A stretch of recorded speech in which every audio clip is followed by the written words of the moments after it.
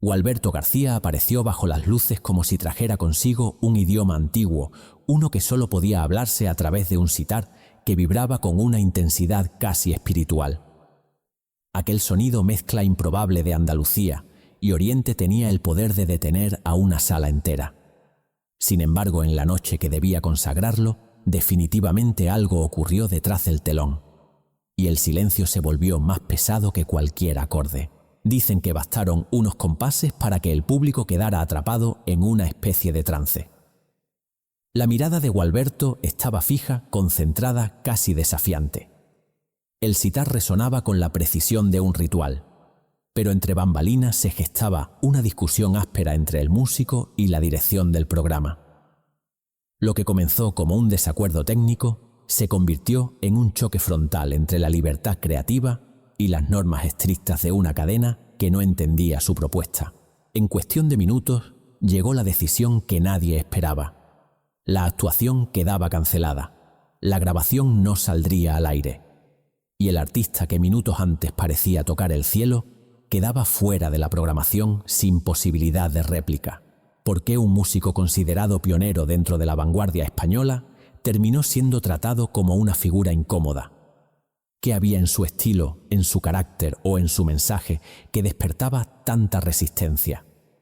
¿Y cómo un solo conflicto pudo marcar un antes y un después en la carrera de un hombre que buscaba ampliar los límites del flamenco y llevarlo hacia territorios que casi nadie se atrevía a explorar? Hoy conocerás la verdad completa. Para entender a Gualberto García hay que regresar a una Sevilla, que ya no existe, una ciudad donde el eco de las calles estrechas convivía con una juventud que empezaba a cuestionar todo. Nació en un barrio donde la música no era un lujo, sino una presencia natural que llenaba patios, bares y reuniones familiares. Desde pequeño sintió que el sonido tenía una capacidad misteriosa de alterar la realidad. No provenía de una familia acomodada ni rodeada de privilegios, pero vivía inmerso en un ambiente en el que la sensibilidad artística se consideraba una forma legítima de expresión. Era un niño observador, silencioso y curioso, fascinado por cualquier instrumento que encontrara a su paso. La España de su infancia estaba marcada por un clima social rígido. Las normas eran estrechas y las oportunidades limitadas, pero en las sombras de esa rigidez empezaban a surgir pequeños grupos de jóvenes con inquietudes distintas. Eran los años en los que la cultura buscaba grietas para respirar. Mientras muchos seguían el camino tradicional, Gualberto parecía avanzar con una intuición diferente. No se conformaba con reproducir lo que ya se hacía. Buscaba figuras, melodías y sensaciones que no parecían encajar en ningún molde conocido. Cuando escuchó por primera vez un sitar, algo se encendió dentro de él. No era un instrumento habitual en España y mucho menos en Andalucía. Aún así, sintió que aquel sonido contenía una especie de verdad oculta. Le atraía la posibilidad de combinar lo que había mamado desde pequeño, el flamenco, con un lenguaje musical que provenía de mundos lejanos. El contraste entre ambos universos no lo asustaba. Le parecía natural, como si su identidad estuviera hecha precisamente de encuentros improbables. Comenzó a estudiar el instrumento con una perseverancia que sorprendió incluso a quienes lo conocían de cerca. No lo hacía para llamar la atención, sino para seguir una voz interna que lo empujaba a explorar sin miedo. La Sevilla de su adolescencia vivía un despertar cultural silencioso. A pesar de las limitaciones políticas, la ciudad se abría poco a poco a nuevas ideas. Llegaban discos del extranjero, circulaban libros prohibidos. Se compartían conversaciones que buscaban cuestionar la realidad establecida. Entre los jóvenes inquietos, la música se convertía en una especie de refugio. Allí podían imaginar un mundo más amplio del que conocían. En ese ambiente, Gualberto encontró su espacio. No era el típico chico del barrio. Prefería las largas tardes de ensayo a las fiestas. Podía pasar horas repitiendo una misma frase musical hasta capturar el matiz exacto que buscaba. Aquella dedicación absoluta llamó la atención de otros jóvenes músicos que empezaban a reunirse para crear algo propio. Fue entonces cuando descubrió que su verdadera fuerza no residía solo en la técnica, sino en la sensibilidad. Tenía una capacidad casi instintiva para escuchar. Sabía identificar lo que la música pedía en cada momento. No imitaba a nadie, pero absorbía influencias de todas partes. La mezcla entre sus raíces y sus curiosidades lo convirtió en alguien difícil de clasificar. Y esa dificultad para encasillar lo que más tarde sería uno de sus mayores obstáculos en aquel momento, comenzaba a ser su sello personal. A medida que la década avanzaba, España se encontraba todavía bajo un régimen que desconfiaba de cualquier desviación de la norma. El flamenco, aunque profundamente arraigado, se veía muchas veces atrapado en estereotipos que limitaban su evolución. Pero en los márgenes existían artistas que buscaban otra cosa. Querían libertad de experimentación-riesgo. Gualberto pronto se unió a ese impulso renovador. Empezó a participar en reuniones clandestinas, donde los jóvenes músicos intercambiaban ideas y se atrevían a tocar fusiones que no habrían sido aceptadas en espacios más públicos. Aquellas sesiones eran pequeñas revoluciones personales. Cada improvisación abría una puerta nueva. En casa, su familia observaba con una mezcla de preocupación y orgullo. No comprendían del todo sus decisiones, pero reconocían su pasión. Había algo en él que no era negociable. La música no era una afición, era una necesidad. Y esa determinación, aunque arriesgada, empezaba a abrirle caminos inesperados. Con el tiempo, dio el paso definitivo hacia una vida dedicada por completo al arte. Esa elección marcaría la primera gran ruptura en su historia. Mientras otros buscaban estabilidad, él buscaba profundidad. Mientras muchos trataban de encajar, él quería expandirse. En este contexto, la llegada del rock progresivo a Europa lo impactó profundamente. No solo por su potencia, sino por su libertad estructural. Era un género que desafiaba las reglas que permitía mezclar lo que parecía incompatible. Al escucharlo, comprendió que su proyecto podía ir mucho más allá de la simple experimentación. Podía construir un lenguaje propio. Podía mostrar que el flamenco no era un territorio cerrado, sino una fuente infinita de posibilidades. Esta convicción lo llevó a integrarse en grupos jóvenes que estaban intentando romper las barreras del rock español. Allí comenzó a destacar, no por su volumen ni su presencia escénica, sino por el misterio casi hipnótico de su sonido. Había en él una calma particular, una tranquilidad tensa como si cada nota fuera una decisión tomada con absoluta conciencia. No necesitaba alzar la voz, su música hablaba por él. Y eso hacía que aún entre músicos talentosos, su figura comenzara a brillar de una forma distinta. Era evidente que su trayectoria no se parecería a la de nadie. Era evidente también que ese camino único lo llevaría tanto a momentos de gloria inesperada como a crisis que pondrían a prueba su espíritu. En esos años formativos se solidificó el corazón de lo que más tarde sería su identidad artística. Una identidad construida a partir de contradicciones, influencias lejanas, raíces profundas y una necesidad imperiosa de libertad. Para muchos, ya desde entonces Gualberto no era simplemente un músico joven con talento. Era un creador que estaba destinado a alterar el curso del flamenco desde sus cimientos. Pero ninguna transformación profunda ocurre sin conflicto. Lo que estaba por venir confirmaría esa verdad de la manera más contundente posible. Cuando Gualberto dio sus primeros pasos hacia la escena profesional, España atravesaba una transformación silenciosa. La juventud buscaba romper las estructuras rígidas heredadas de décadas anteriores. Las influencias extranjeras entraban con más fuerza y el rock progresivo empezaba a instalarse como un territorio fértil para quienes querían crear sin fronteras. En ese contexto, su nombre comenzó a circular entre músicos que reconocían en él una sensibilidad distinta. No era un guitarrista más. No era un experimentador ocasional. Era alguien que parecía haber encontrado un puente secreto entre mundos que nadie se había atrevido a unir. Su entrada en Smash, uno de los grupos más innovadores de la época, marcó un antes y un después. El grupo ya tenía una reputación dentro del circuito underground por su valentía estética. Pero con la llegada de Gualberto, el sonido adquirió una dimensión nueva. Su sitar inesperado en el contexto español otorgaba un aire místico que contrastaba de forma poderosa con la crudeza del rock. No se trataba de un simple adorno exótico, era una voz propia que se integraba de manera orgánica en la propuesta del grupo. Cada actuación comenzaba a tener un aura irrepetible. Los asistentes salían con la sensación de haber presenciado algo que escapaba a la lógica habitual de los conciertos.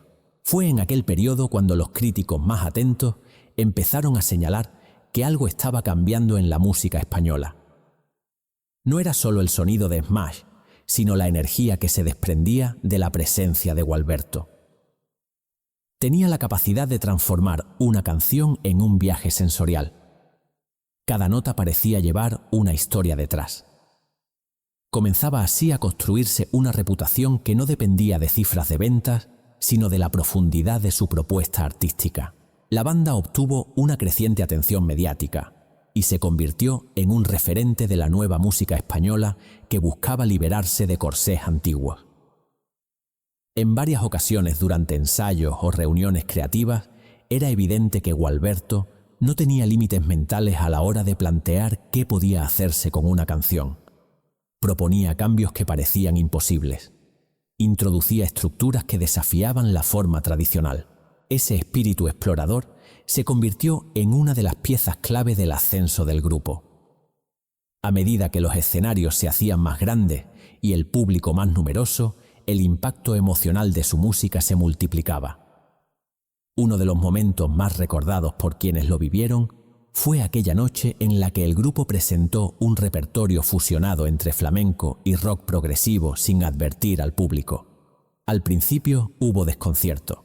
Los asistentes no estaban acostumbrados a ver guitarras eléctricas dialogando con compases tan arraigados en la tradición andaluza.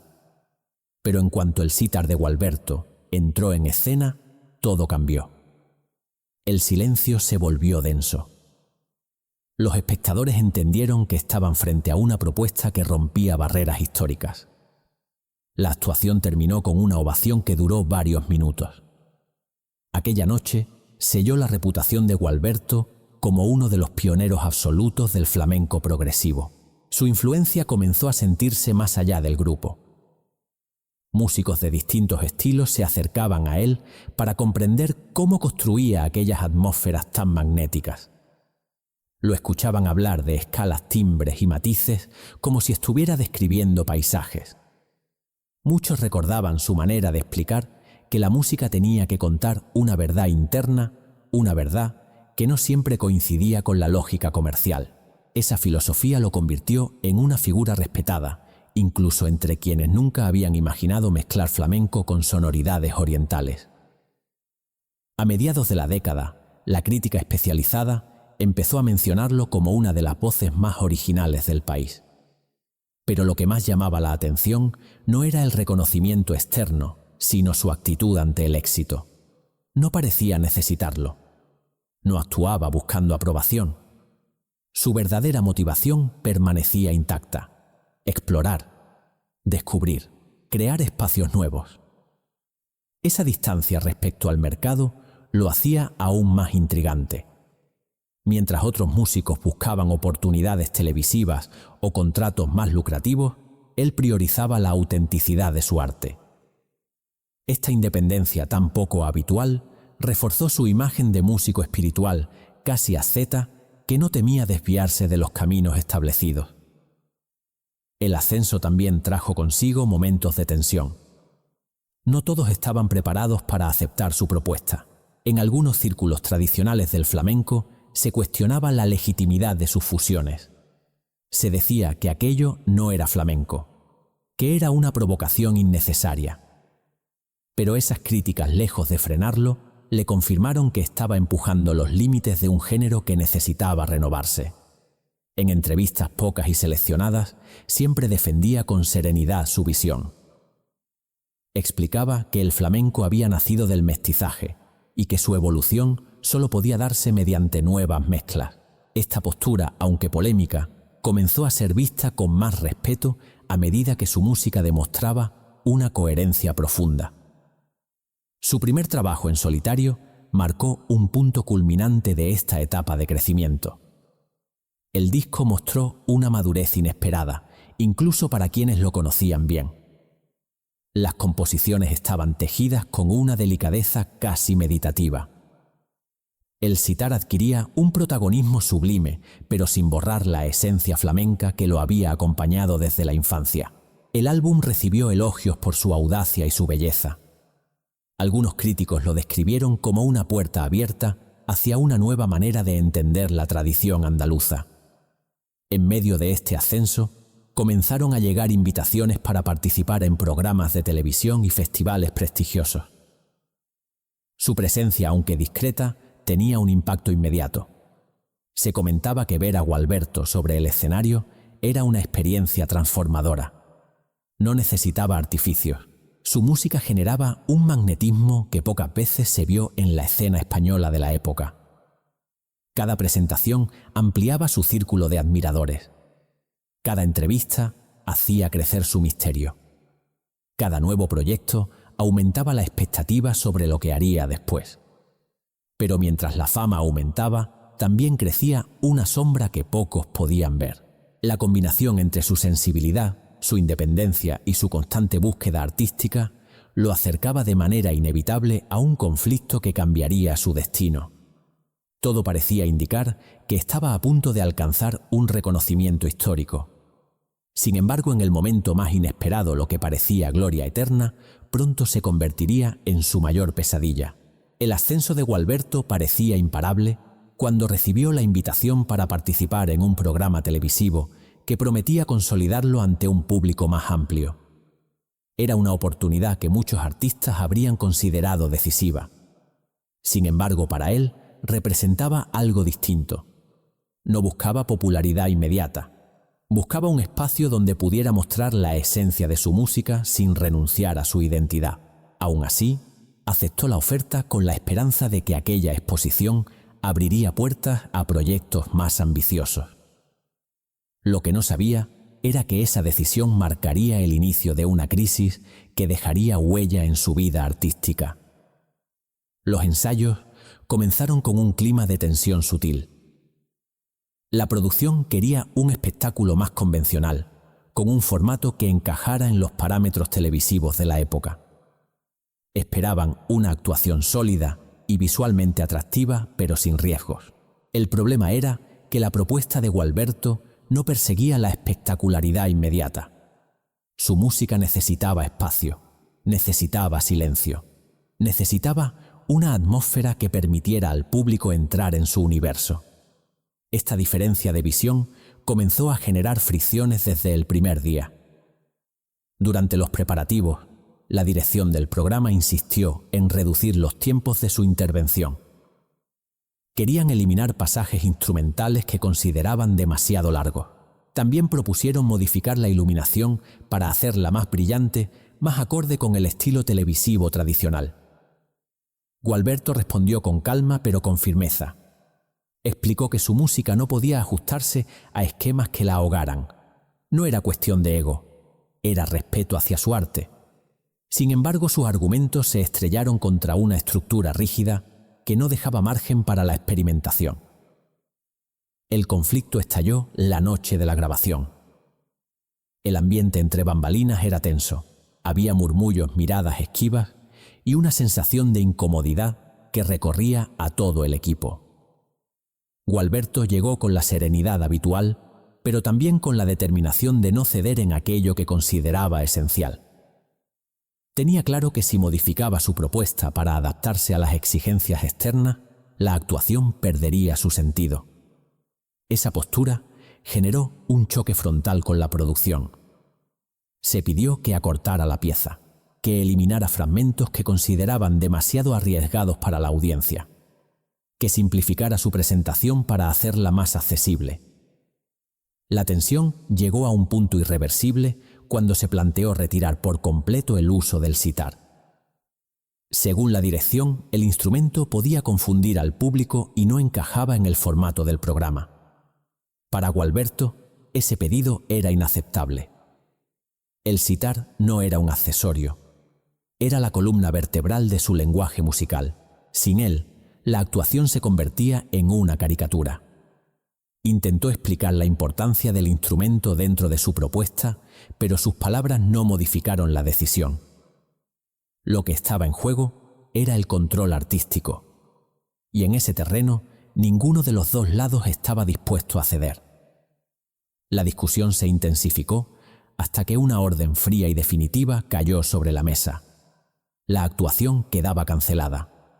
El artista quedaba fuera de la grabación. Nadie lo esperaba. Nadie lo entendió. El equipo técnico quedó paralizado.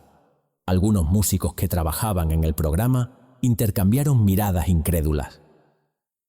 La noticia se extendió rápidamente por el estudio, y antes de que él pudiera reaccionar o plantear una alternativa, la producción ya había reorganizado el programa para cubrir el espacio que quedaba libre. El impacto emocional fue inmediato. Gualberto se retiró del escenario sin alterar el gesto, pero con la sensación de haber sido traicionado por un sistema que no estaba preparado para su propuesta. No había insultos ni escándalo público, pero sí una ruptura profunda. Lo que debía ser una noche histórica se transformó en un episodio que lo marcaría durante años. Algunos miembros del equipo le ofrecieron palabras de apoyo en privado, reconociendo la injusticia de la situación, pero esas palabras no podían reparar el daño ya causado. Lo que había ocurrido no era solo una cancelación, era un mensaje implícito. Su música en ciertos espacios institucionales no era bienvenida. Las repercusiones no tardaron en llegar. Al día siguiente, comenzaron a circular rumores que distorsionaban lo sucedido. Se decía que había sido difícil de tratar, que se había negado a colaborar, que su actitud había provocado el conflicto. Estas versiones, pese a ser inexactas, encontraron eco en un entorno que desconfiaba de cualquier propuesta demasiado innovadora. Algunos programadores lo catalogaron como un artista problemático. Otros lo consideraron poco comercial. Hubo incluso quienes afirmaron que su música era demasiado extraña para el gran público. Ninguna de estas afirmaciones se ajustaba a la realidad, pero el daño ya estaba hecho. La industria musical, marcada todavía por estructuras conservadoras, comenzó a cerrarle puertas. Algunas invitaciones desaparecieron sin explicación. Proyectos que parecían encaminados quedaron en suspenso. Su nombre dejó de sonar en ciertos circuitos. El impacto no fue inmediato, pero sí constante. Era como una corriente silenciosa que lo empujaba hacia los márgenes. Y mientras tanto, la narrativa que había construido con tanto esfuerzo se desdibujaba entre malentendidos y prejuicios. Ante esa situación, Gualberto optó por el silencio. No participó en polémicas públicas. No buscó confrontar a quienes habían tergiversado lo ocurrido. Su respuesta fue seguir creando, pero desde un lugar más íntimo y menos visible. Sin embargo, el golpe había sido profundo. No solo afectó su trayectoria profesional, sino también su relación con ciertos espacios culturales que habían prometido apoyarlo. Para un artista cuya vida giraba en torno a la búsqueda de autenticidad, aquel episodio representó una herida difícil de cerrar.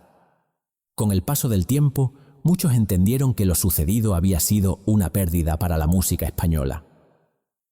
Habían dejado escapar la oportunidad de mostrar a un creador que adelantaba tendencias futuras. Pero para entonces, la crisis ya había cambiado su destino. En apariencia era un simple conflicto televisivo. En realidad, fue una batalla entre dos mundos. Uno que se aferraba al formato tradicional y otro que buscaba expandir los límites del arte. Aquel choque inevitable e irreconciliable marcó el inicio de su caída. ¿Podría alguien sobrevivir a semejante golpe? La respuesta se revelaría en los años siguientes, cuando tendría que enfrentarse no solo al rechazo externo, sino también a las dudas internas que comenzaron a acompañarlo desde aquella noche amarga. Después del episodio televisivo, la vida de Gualberto entró en una zona gris, donde el ruido exterior se fue disipando hasta convertirse en un silencio incómodo. No fue una caída abrupta. No hubo un escándalo público que lo destruyera de un día para otro. Lo que ocurrió fue más sutil y por eso mismo más doloroso. Una sucesión de puertas que se cerraban de llamadas, que nunca llegaban de proyectos que parecían evaporarse antes de nacer. El rechazo no se proclamaba abiertamente, pero estaba ahí latente, constante, presente en cada intento de volver a los circuitos donde antes había sido recibido con entusiasmo. La industria musical, con su memoria selectiva, comenzó a desplazarlo hacia los márgenes.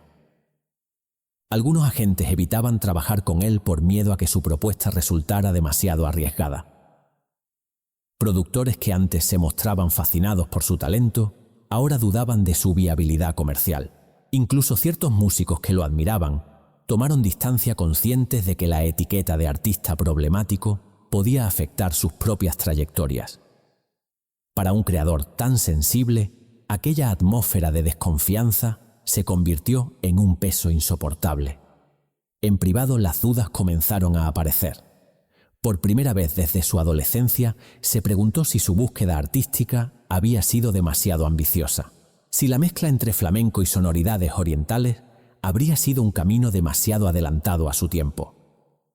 Esa incertidumbre lo llevó a un periodo de introspección profunda. Pasaba largas horas en su estudio, rodeado de instrumentos que parecían esperar una respuesta que él todavía no tenía. Tocaba sin intención de grabar.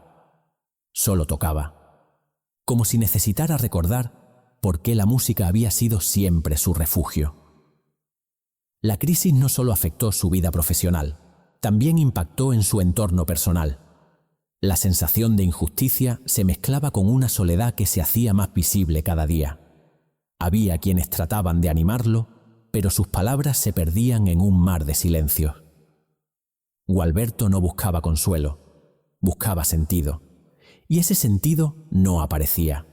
Durante un tiempo incluso pensó en abandonar la música pública y dedicarse únicamente a la investigación sonora. La idea de volver a exponerse ante un público que quizá no estaba preparado para entenderlo le resultaba agotadora. Sin embargo, en medio de esa oscuridad comenzó a surgir algo inesperado. Lejos de los escenarios y de la presión mediática, encontró un espacio donde podía crear sin límites. Empezó a experimentar con combinaciones nuevas, con estructuras más libres, con melodías que parecían flotar entre culturas sin pertenecer por completo a ninguna.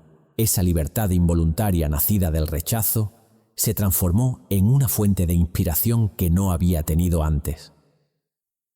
Por primera vez, no había expectativas externas que cumplir. No había demandas comerciales que atender. Solo quedaba él y su música. Ese periodo de aislamiento creativo se convirtió en el terreno fértil para su reinvención. Poco a poco comenzó a vislumbrar un camino distinto, un camino que no dependía del reconocimiento inmediato ni de la visibilidad mediática. Comenzó a colaborar con músicos jóvenes que lo buscaban no por su fama, sino por su sensibilidad. En talleres íntimos compartía su visión del flamenco como un organismo vivo, que podía crecer en cualquier dirección. Aquellas sesiones lo revitalizaron. Entendió que su verdadero valor no residía en el aplauso, sino en la capacidad de abrir puertas para otros. A mediados de esa nueva etapa, decidió regresar a los escenarios, pero desde un lugar completamente diferente. No buscaba llenar grandes salas, buscaba espacios donde la escucha fuera profunda. Pequeños teatros, centros culturales, encuentros musicales alternativos. En esos lugares encontró un público que, aunque reducido, lo escuchaba con una intensidad que no siempre había recibido en los espacios grandes. Era un público atento, curioso, dispuesto a entrar en su universo sin prejuicios. Ese retorno discreto abrió un capítulo inesperado. Su música comenzó a ser redescubierta por una generación que no había vivido sus inicios. Jóvenes artistas, investigadores musicales y aficionados al flamenco experimental encontraron en su obra una fuente de revelaciones. Algunos lo consideraban un precursor, otros un visionario que había tenido el valor de romper moldes cuando nadie se atrevía a hacerlo. Esa relectura de su trayectoria le otorgó una nueva posición. No era la estrella que podría haber sido, pero tampoco era la figura olvidada que temió convertirse. Era un referente silencioso, una pieza clave en la historia de la música andaluza contemporánea. Durante esos años de reconstrucción, grabó obras que reflejaban su transformación interior. Las composiciones adquirieron una espiritualidad más marcada. El sitar, lejos de ser un elemento exótico, se consolidó como símbolo de su voz artística. Su interpretación se volvió más profunda, más serena, como si cada nota contuviera la historia de su caída y de su resiliencia. Los críticos que prestaron atención a esta etapa destacaron una madurez que solo podía nacer de las heridas. Había una calma nueva, una claridad que no estaba presente en sus primeros trabajos. Aún así, su renacimiento no estuvo exento de obstáculos. Seguía existiendo un sector que no aceptaba su apuesta estética. Algunos festivales lo consideraban demasiado experimental. Otros lo invitaban solo como una curiosidad. Pero a esas alturas ya no buscaba aprobación universal. Había aprendido a convivir con la incomprensión y a valorar los espacios donde su música podía florecer sin restricciones. La reinvención de Gualberto no fue un retorno triunfal a los grandes escenarios. Fue un regreso íntimo casi espiritual. Un retorno guiado por la necesidad profunda de seguir creando. Esa forma de reconstruirse lo llevó a uno de los momentos más significativos de su vida. Descubrió que su arte, incluso herido, podía seguir creciendo. Que una caída no significaba el final, sino la oportunidad de encontrar un lugar más auténtico desde el cual hablar. Con el tiempo, su figura comenzó a adquirir una nueva prominencia. No por campañas mediáticas ni por estrategias de promoción, sino por la fuerza de su legado. Quienes estudiaban la evolución del flamenco progresivo lo mencionaban como un pionero indispensable. Quienes exploraban fusiones entre culturas encontraban en su obra un mapa temprano de caminos que luego serían transitados por muchos otros. Esta nueva valoración no borró las heridas del pasado, pero le otorgó una paz que no había sentido en años. Así su caída se convirtió en un puente hacia una versión más profunda de sí mismo, una versión que ya no perseguía el reconocimiento externo, sino la verdad interna. Una versión que entendió que la libertad, aunque costosa, es el único territorio donde un creador puede respirar de verdad. Con el paso de los años, la figura de Gualberto comenzó a adquirir un peso que no dependía de la fama ni del ruido mediático, sino de la profundidad de su influencia.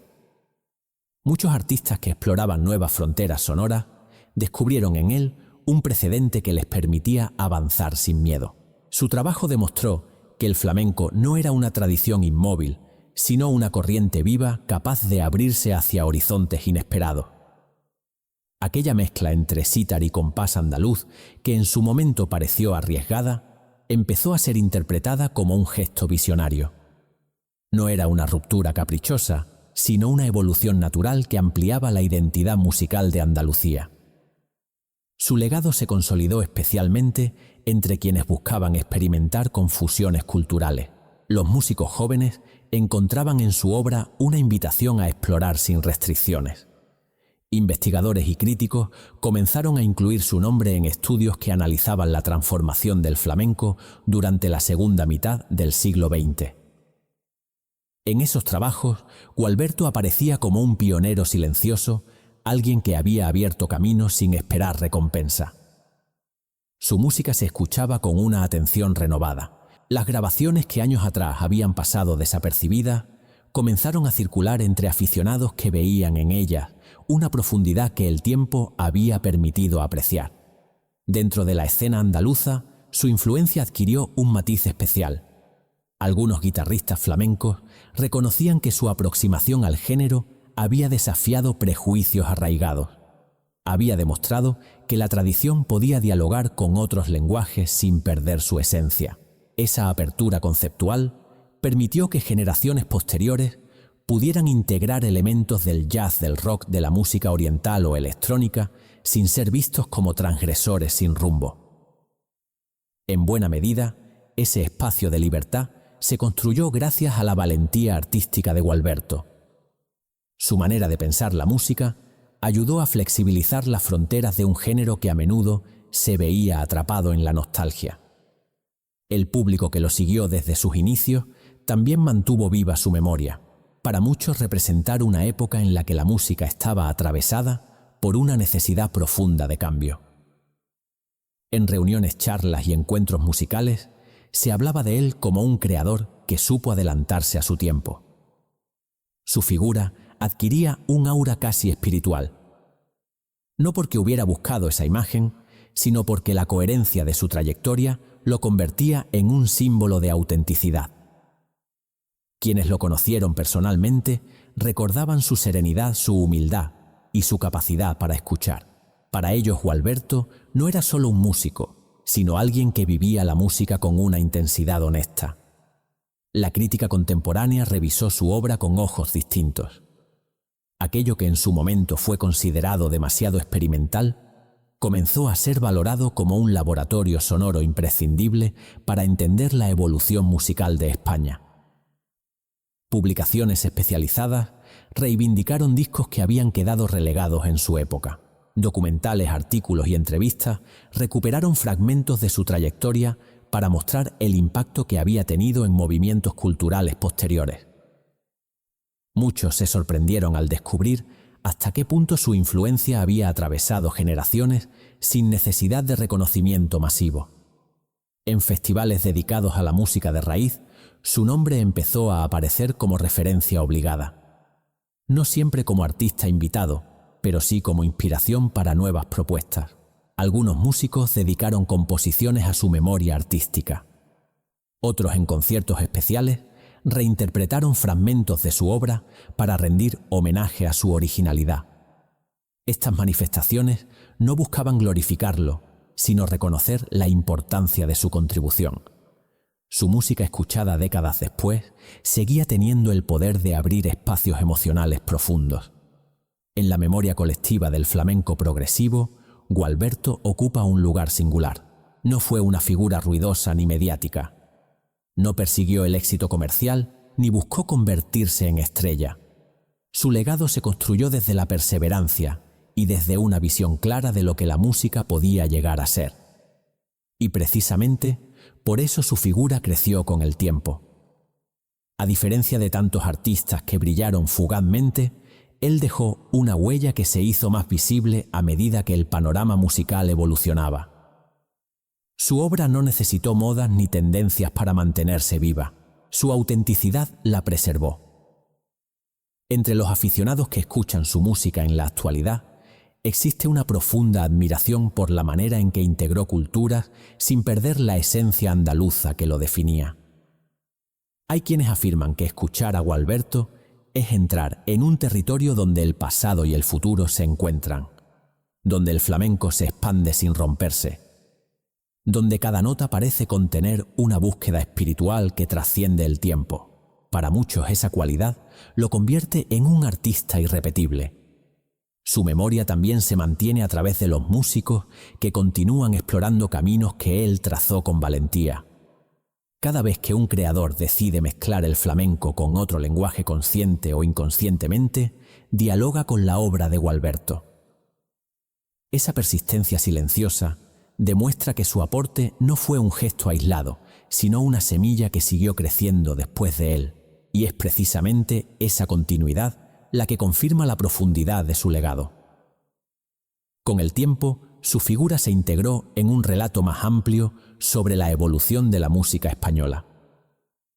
Se le recuerda como un pionero que aceptó las consecuencias de adelantarse a su época, como un creador que apostó por la libertad aunque el precio fuera alto, como un artista cuya visión transformó la manera en que muchos entienden el flamenco, y también como un hombre que encontró en la música un refugio capaz de sostenerlo en los momentos más difíciles. En la memoria de quienes aman la innovación, Gualberto permanece como un faro. Un recordatorio de que las revoluciones artísticas no siempre nacen de la estridencia, sino de la coherencia. No siempre buscan la aprobación. A veces solo buscan verdad. Y esa verdad, cuando se sostiene con firmeza, termina sobreviviendo a todo. La historia de Gualberto no puede leerse como la de un artista que simplemente buscó un lugar en el mundo. Es la historia de un creador que se atrevió a escuchar aquello que pocos se atrevían a oír. Un músico que comprendió que la tradición no es un muro, sino un puente. Que la identidad no se protege encerrándola, sino expandiéndola. Y que la libertad, incluso cuando hiere, es el único territorio donde el arte puede respirar con plenitud. Su trayectoria estuvo marcada por silencios, pérdidas y rechazos, pero también por revelaciones que solo nacen en quienes miran la música como un acto de verdad. Gualberto no buscó moldearse para encajar. Eligió un camino más difícil. El camino de quienes saben que las grandes transformaciones no necesitan ruido, sino convicción. Y por eso su obra permanece, porque no dependió de la aprobación del momento, sino de la honestidad con la que fue creada. Hoy, al mirar su recorrido, entendemos que no fue una estrella fugaz. Fue un mito discreto que creció en la memoria de quienes descubrieron en su música una puerta hacia lo desconocido. Un artista que abrió un mundo donde Andalucía podía dialogar con Oriente sin perder su esencia. Un creador cuya visión anticipó caminos que muchos transitarían después sin saber que él había estado ahí primero. Y si quieres descubrir otra historia igual de sorprendente, mira ahora el próximo documental recomendado en el primer comentario.